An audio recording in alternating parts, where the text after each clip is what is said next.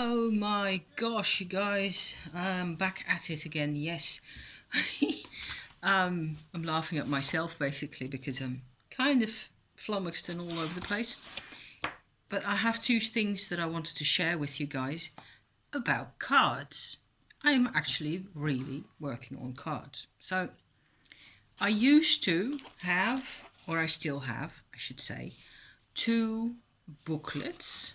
Like, this is just a dummy booklet, okay, that I use for recording spreads and or spread positions. I'm remembering suddenly that there's a whole lot more in here, of course, that I haven't looked at yet. This is the big one for huge, Intel information. There's lots of printouts in here and images and pictures that I've printed out at one point from the Minchiati, what have you. Basically, a lot of this is in the past year me trying to structure what everything that's coming to me from the cards and or the decks, and comparing the way things work for me and so on and so forth, just like I suppose basically everybody who's really into this divinatory stuff will try things out and see what happens when you do this and so on and so forth. I remember up until maybe this, the end of 18 or so, I used to do really humongous spreads with preferably 4 or 5 decks or more, and confuse the hell out of myself because I did, sometimes one card will do. So I hadn't gotten that yet. I was really, I suppose, busy investigating the symbolism and all that, and using runes in there, and my own oracle cards, and the Rumi oracle, and everything together. So as time wore on, I at some point started doing other people's spreads properly. So, actually pulling cards for particular positions and things. I've used Kellyanne Maddox's spreads that she shares with us now and again quite a number of times. I have done the Kwanzaa series that was shared with us in the early part of January in 2019, and so on and so forth. And so much has come out of that I have started recently. Basically, I have used a lot more of just 3 card draws, and or just one card and one explanatory card added onto that, for really specific bits and questions, or positions and relative to each other type inquiries, that type of thing. So I'm not even going to go through this now that I'm realizing what's really in here, because most of this is just way too extensive, and if I need this, I know where it is, right? It's in my nice, pretty, handsome. Don't you love this? I got good stuff from the shops to put together. So the other booklet, this one, I have used in the past year to record spreads and also my actual readings with them. And there's 2 Kellyanne Maddox spreads in here, and there's a couple of little notes and bits and bobs. There's one example here. I've also got inspiration and information from other people's channels. This one I don't remember at the moment where I got it from. A balance the wheel spread, which looks like so. And I seem to recall it's Simon at the Hermit's Cave who first did that, and it has balancing the wheel is about making sure, or sort of assessing whether the parts of your life are in equilibrium with each other, so work and play and friends and body and all that, to which I added this thingamajig, which you probably won't be able to read. It says needs in the middle. I hope you'll be able to read that. And it has 9 elements instead of 8: sustenance, protection, rest, understanding, interdependence, compassion, play, autonomy, and meaning. And it's a document that I got from my friend that she shared with me, and it has like a complete enumeration of our needs in our lives. So there's authenticity and shelter and harmony and to be seen, etc. and so forth. If you Google the needs circle or the circle of needs and type in sustenance and interdependence or something like that, you will be sure to find this also. I always thought that it was kind of similar to the balancing the wheel type thing, or you could sort of develop from one to the other and so on and so forth. However, this book has I've been going to get to more or less this part, so I've used about half of it, like so, yes, and it's kind of messy. It's a bit messy that I have my actual spreads and the spread positions as they're defined in here, and they're so insightful and cool and well, thought out with respect to each other and so on. Especially Kelly Ann Maddox has got a couple of really cool spreads that she shares, that I thought I want a booklet that has only spreads in it, so that my own go-to kind of notebook. And this is what I got. I got this teeny tiny notebook, like €5 for €1 or something like that, that has animals, so not this and this.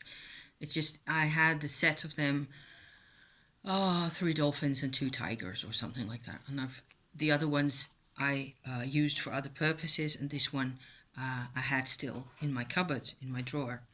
And so I stuck bits of chocolate wrapper from Switzerland that says intense blueberry. That was a type of chocolate that we got in Switzerland.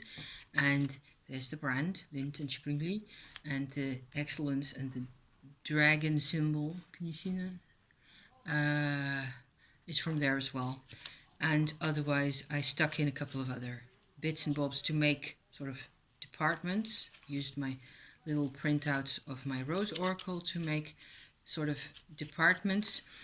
And this is going somewhere. Yes, I'm putting in, because Jennifer Pearson also has a quite interesting set of little vlogs about spreads of 3 cards and with meanings. So separate little individual ways of doing a 3-card draw, right?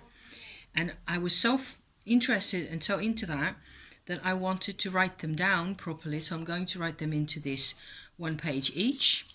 And this isn't going to be a book where I actually write my cards in unless I really want to, because no regulations, right? I just want to basically keep that clear. So I can look it up. I can look up what's appealing to me or what is going to be particularly useful at this time for this so-and-so situation. So I've got a department that has 3 card spreads that hasn't been filled up yet because I still have to do that bit. Then I get a department that has like 4, 5, 6 type cards, something like that. Then we go to a department number 3 that has those Kelly Ann spreads that I copied out again. And there's another one here that's a special Halloween spread that she's promoted on her website as well. And I also copied out the complete needs wheel and the balancing the wheel spread. So those are like upwards from 8 cards type spreads, that type of thing. And then there's a bit of an open space. And then the last department right there, I have to backtrack for a bit. Oh no, before I do that, my own spread, I have, for example, a spread here that I used 1 or 2 times a while ago that has like it's a relationship mirror. So what you get is a card in the middle that's sort of the real relationship that you have for your mother, your friend, between two people other than yourself, whatever you like. To the left and the right of that are cards that represent the way person A sees person B, okay? The way person B sees person A, and then the way A and B really are on the inside, and potentially, I'm pointing out like that, helpers, or what did I put to there? The personal power cards or something like that. So you get this sort of an image of an interface, and you can also in the middle card that has the sort of the real relationship, so the sort of objective truth, if there is such a thing, between those two. You get images or cards. You can add on as many as you like as to what is really in there for them or for you in the relationship, what's to be gained or looked at or what have you. And you can also add on to each set of those 5 at the top, right? So if there's more intel that you need, like how does he see me, how do I see him, those two things influence each other the whole time, and quite often they don't have anything to do with what's really among you guys. So that's, I thought, was still fairly pretty cool. It's basically the only thing that I so far have thought of anyway, of putting in here as my own significant blah invention. But then I got to the other personally rather interesting bit to me. I haven't talked about my foster family for a while because I haven't spoken to them for a while. Actually, quite a couple of months now. And today there was a little bit of a something which reminded me of them. And for the so manyth time, I went like, okay, now I have to phone them because I want to know what's going on. I know that my foster mother had actually had a bad case on holiday of dehydration, and she's over 90 years old. And so she was in hospital in the springtime, I don't know, June or something. So I left them to it also. I didn't want, I had too much on my own plate, and I had originally wanted to go to the south of France to visit them, which is 1,000 kilometers from here. So it's not like zip, you know. It takes a lot of doing, and it costs money and all the. I had said that we were going to try and visit, and in the end we didn't because we wanted to basically be left alone, do our own thing, be together, my husband and I, and just not sort of transform my holiday completely into the expedition that it would be in order to visit those people. It's not that it's not important enough. It would be important enough, except that it was just so much of a mess already. And considering now, I've actually spoken to my foster sister, I will call her from now on, for 15 minutes on the phone just now, and I'm glad that we didn't do this because my foster mum would still have been in hospital. She's still, she's very woozy from medications and things, and my foster sister isn't in so great a shape herself either. So it would have been a huge energy drain, and I would have been so triggered at not being able to help in the slightest. Whereas from this end, over the phone, I can actually share, make contact, and be a present to her situation. And so that feels pretty good. But then again, it's also really confusing because it was 44 years that we didn't speak to each other ever, and the last time that I was in their lives I was like a kid of 7 years old, so really physically in their lives. And they've tried really hard to, there's a couple of bits and bobs to that relationship that are really kind of weird. My mother was always very virulently I should say, against them because they'd actually tried to take her child away from her, which I still think is bonkers. And They only wanted what was so-called best for me. And it was supposed to be completely different. And there's a whole lot in there that I sort of basically try to understand nowadays about the chaos where I come from that is alien to that family, to that foster family that I'm talking about. So all I can do is sort of be present and be friendly and be kind, and that's good enough. But then, of course, once I'd hung up the phone, I wanted to do something with this. I wanted to potentially light a candle for them or something like that, which is something that doesn't resonate with them in any way whatsoever. So I decided that we'd been, working with the soul cards for the past week or so, on and off. And what I did is I ended up pulling 5 soul cards for this particular situation. And I had an interesting insight, because I always tend to look at cards as that you have a question and then the card comes out and you're provided with some type of an answer or some type of a direction to look in. Whereas here I pulled 5 cards, and what I did was I was assuming they apply to the situation, to aspects of the situation. Let me show you my cards the way they are. This is what came out.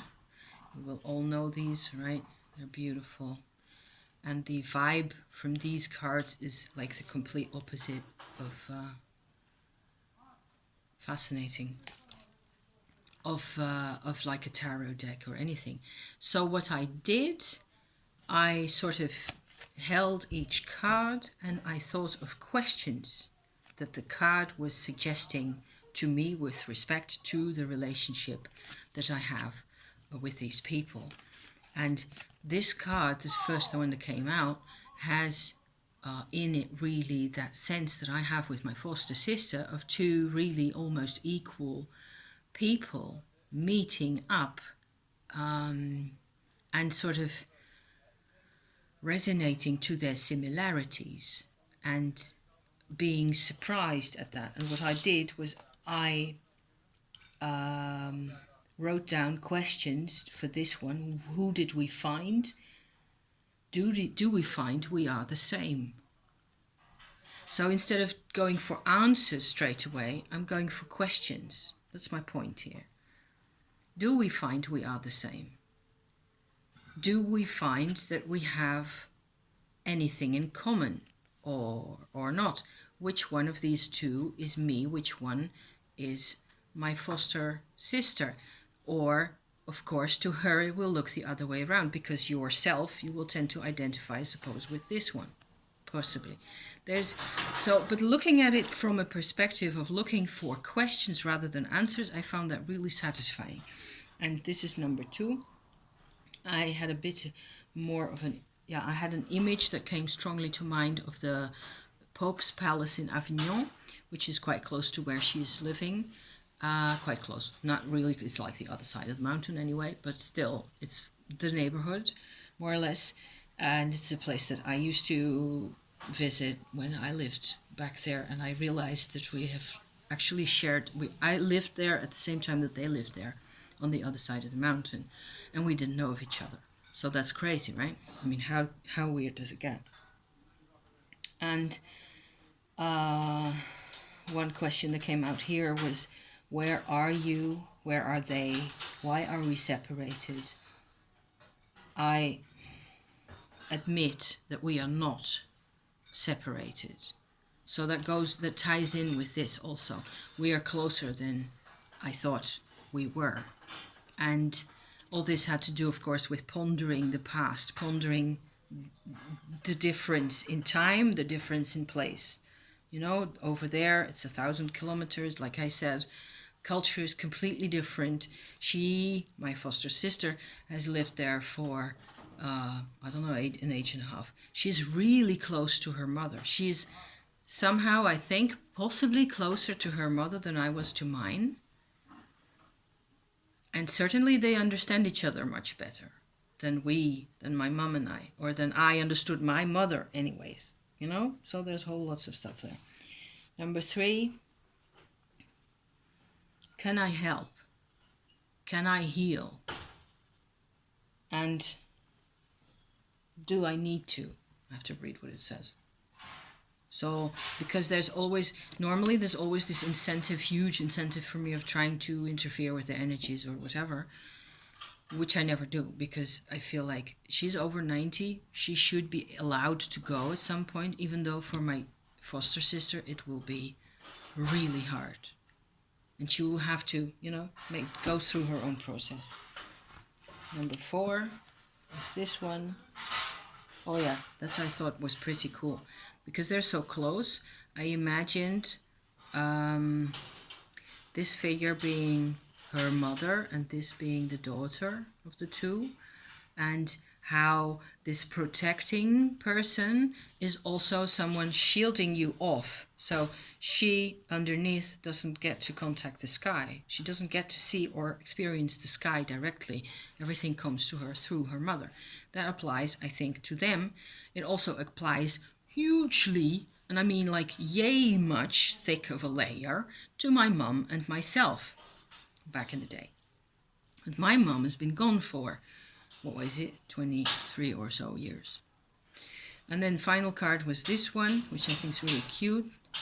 And I wrote down a little bit of heartfelt attention or comfort goes a long way. So there's not really a question, but I wrote down, how surprised am I at this? Very. And this happened, it may be tiny, but it is good now, I think. Because I managed to be honest with her also to some extent. I didn't, I suppose I don't feel guilty, but I might have made the trip to the south of France. Sorry for the hammering. We've got builders at the back of the house over there. And they're making a god-awful noise all morning.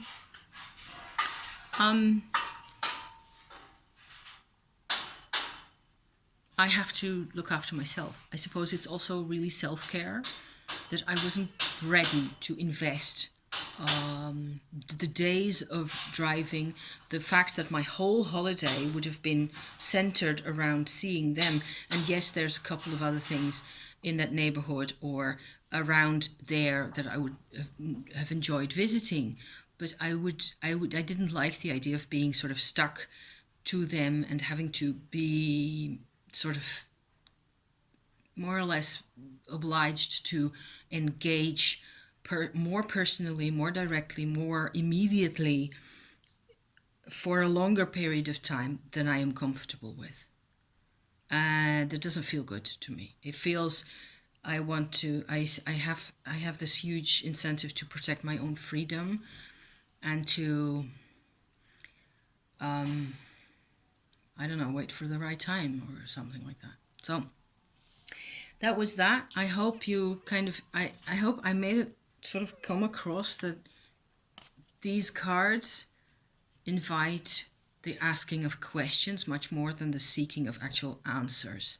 And I really appreciate this at this point. I think that of all these cards, really, I think they're surprisingly easy to apply to the situation, all 5 of them. And they're really gentle, and it gives me stuff to think about. So it's more like paying attention to the actual process of your thoughts growing and changing, possibly. And so, of course, it needs a bit of journaling to work like this. So I'm off to the shop and then back to this, and hopefully I can take this along in a nice little pouch with a deck and a thingamajig in order to, have access to all this interesting database. Thank you so much for watching, you guys. Thank you again, and I will see you soon. Bye bye.